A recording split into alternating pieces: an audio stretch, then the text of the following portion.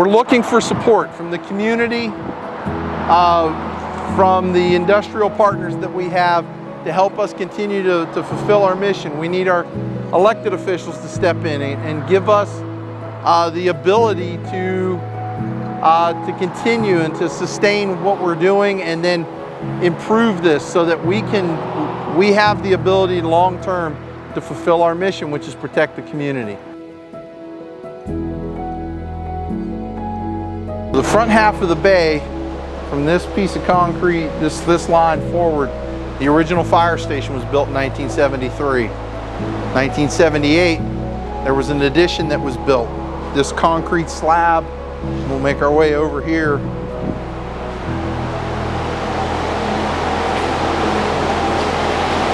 To what is now the back of the building here.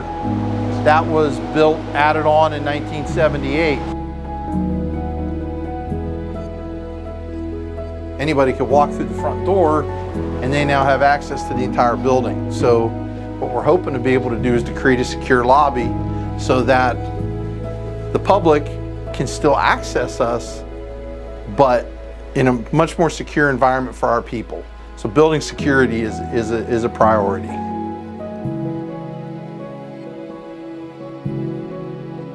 They work 24, 48 hours at their full-time job. A number of them come straight here to start working shifts for us. They got to clean their clothes. They got to clean their uniforms. They may not be going home before they go back to their full-time job. We need more of a laundry space for them. You know, this isn't enough.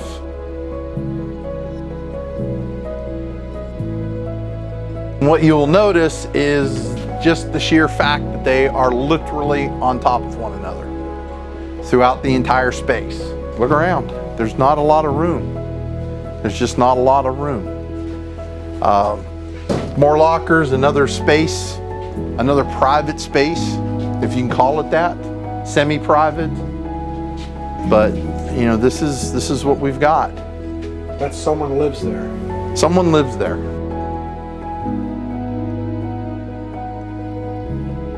We're using a pair of channel locks to manipulate the water. And these are things that we got to fix. And we can fix things, but at a certain point, fixing doesn't solve the problem.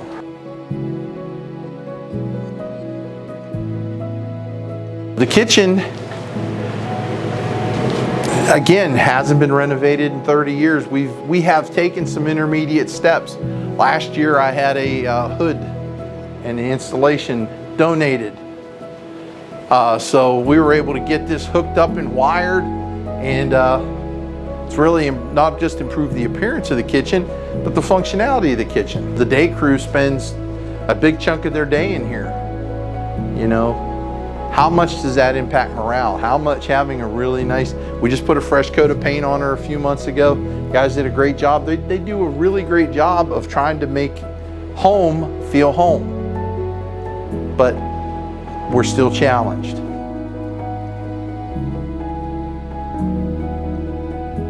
We're in a building that's, you know, over 30 years old. It was built during a different time where the needs weren't the same.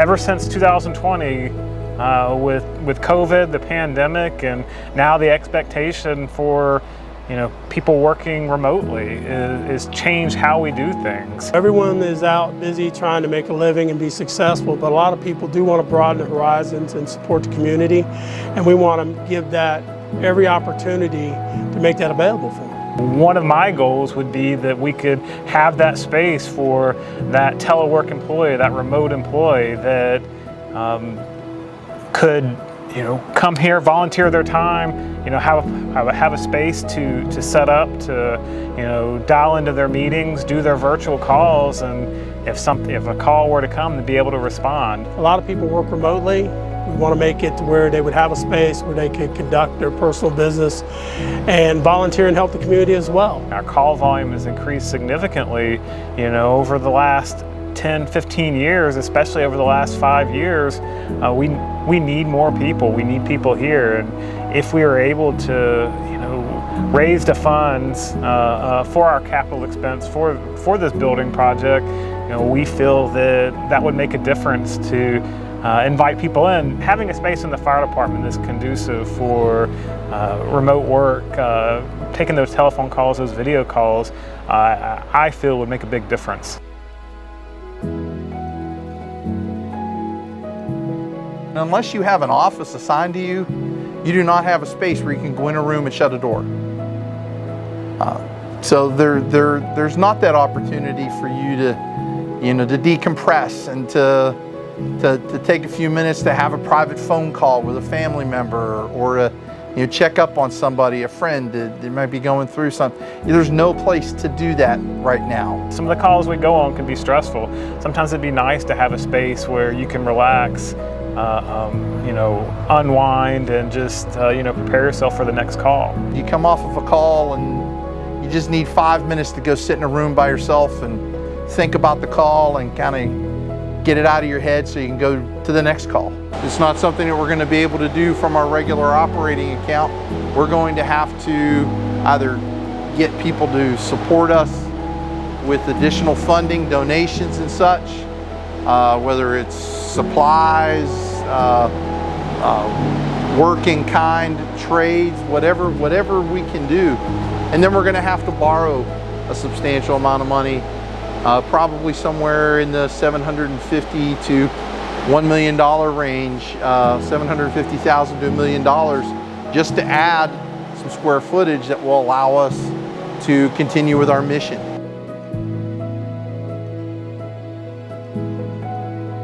If you look in some of these pictures, you see some of the guys' children are here, and some of those kids have actually gone on to serve in this fire department.